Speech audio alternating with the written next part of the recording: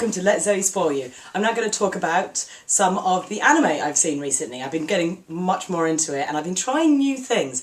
I have seen some really different from what I normally watch series and some things that really blew me away and were truly unique series. I went into the romance genre. I don't watch romance anime, especially not straight romance, but in all honesty, my shonen romance genre is so down the toilet and uninteresting at the moment. I need something with some actual drama. And someone recommended me an anime called Scums Wish, and I was intrigued by the title, and it turned out to be a really good, dramatic anime with very flawed characters that do make mistakes, but you can kind of see them growing, them changing, them admittedly making mistakes, or sometimes knowing what they're doing is wrong, but because they are young and easily influenced and naive, they can't help falling into these traps and they don't know how to escape them. There's quite manipulative older characters that have obviously been through all their high school life, have already got these personalities where they know how to dominate, play, manipulate, and therefore they themselves need to learn how to mature because they're using these powers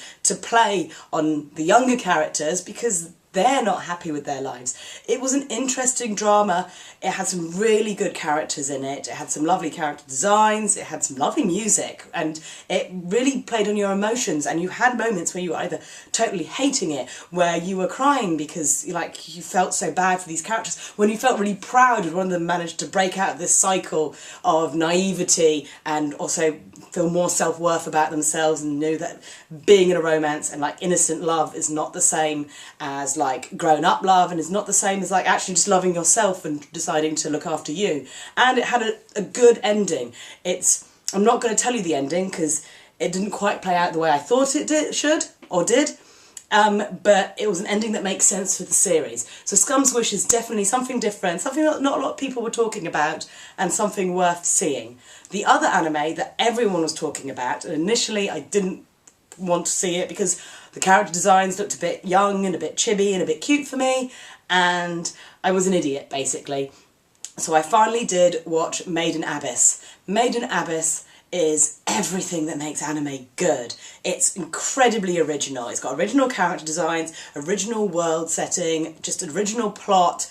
It's so good. It starts off looking sweet, and much like the world that it inhabits, as the series goes on, all the layers start peeling away from the innocence, and then it starts getting more dark and more heartbreaking. It's got lovely characters, you really feel for them. It's got a wonderful mystery, it's a wonderful adventure, and it's all set in this world where there's this giant crater called the Abyss, and it's got various layers, but each time you go down a layer, the layer gets more dangerous. And also coming back from the layer, as you kind of go back up from this crater, also the toll it takes on your body, going from 700 meters underground to 7,000 meters underground, and the toll it does mentally and physically. And these two characters that realise they have to descend down this giant cavern to solve the mystery of their background, their parentage, where they came from. And on the way they meet other characters from the various layers, and their stories are all interesting and intriguing, and I've not cried like that in a while. It has some truly heartbreaking moments. It has some truly horrific moments. It's got some truly amazing creature designs in it. It's just so original and beautiful and well animated and heartstrings and depth.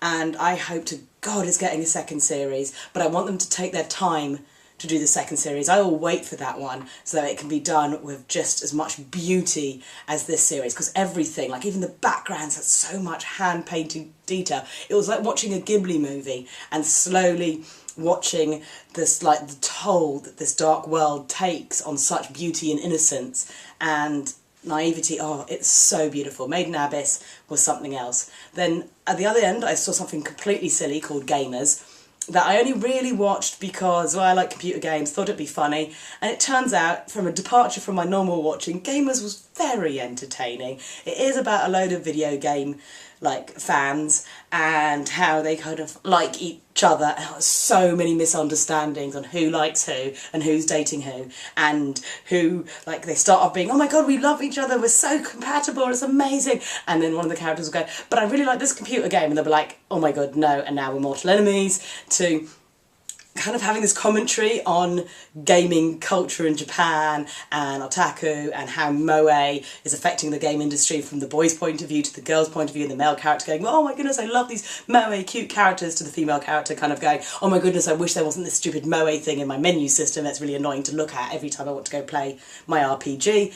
And the difference in the gamers in the game club who think competitive hardcore gaming that play beat 'em ups and first person shooters and online play, to the gamers that like the individual, like, you know, single player campaigns and RPGs and storyline telling. It's just like, this is a wonderful blending on issues that are actually going on. By the end of the series, when they're having a conversation of like loot crates versus like, you know, non-loot crates, and the one character that's dating one of them that isn't a gamer, and she's like, these loot crates sound stupid, it sounds so expensive, and it's like, oh my goodness. Yet at the same time also being anime, so they're having this conversation while also in, like, you know, the onsen bath. And I don't know, the characters are funny and likeable and sweet and hopeless, and you just end up shouting at the screen going, no, that's not what they meant. No, stop misinterpreting everything, because you're so used to being nerds, you don't know how to socially interact in the real world very well.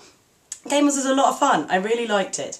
And then the other anime that I totally fell in love with is something called Hasaki no Kuni, which is Land of the Lustrous. And I think a lot of people are comparing it to Steven Universe, which is fair. It's about gemstones in human form in a post-apocalyptic world. But that's where the kind of similarities lie, and then they deviate, because these gemstones have been on Earth for so long, and some of them are older, some of them are thousands of years old, but it follows Phos, who's about 300-year-old gemstone, and it's truly unique because it's very non-binary. You cannot tell if the characters are male or female. They're not got genitals because they're gemstones.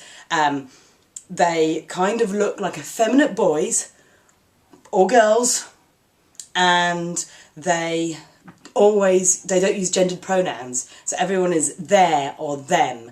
There's no he or she in it at all. And occasionally certain ones that have closer relationships refer to each other as brother, and they're voiced by either female voice actors or like female voice actors that do Bishonen roles, so they've got that softer Bishonen voice. So a lot of the time you can't really judge them as gendered.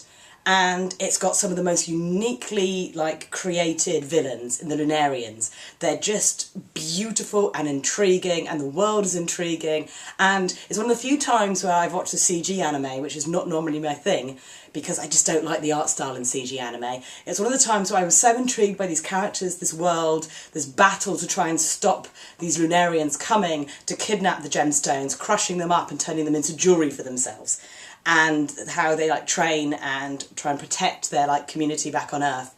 And it was just like, it was just beautiful, and it was touching, and it was interesting, and I really hope it gets more. And I do want to read the manga, because there's some characters I fell totally in love with, and Antarctorite, I want to be them, I want to be Antarctorite. Unfortunately I look very much like a woman, and there's no way I'm going to hide that fact. But you know, it's cosplay. I can be a gendered Antarctorite if I want to. But yeah, Land of the Lustrous is completely like gone under the radar, and I think it's worth checking out because it's a really beautiful and different kind of series. But those are just some of the stuff that I've been watching recently. In February I'll probably have some more that I've caught up with, because there's some other interesting things I'm watching at the moment, like Kado I'm just got into, but I will update you once I finish them. But for now, this is Lizzie signing off, and I will see you later. Bye!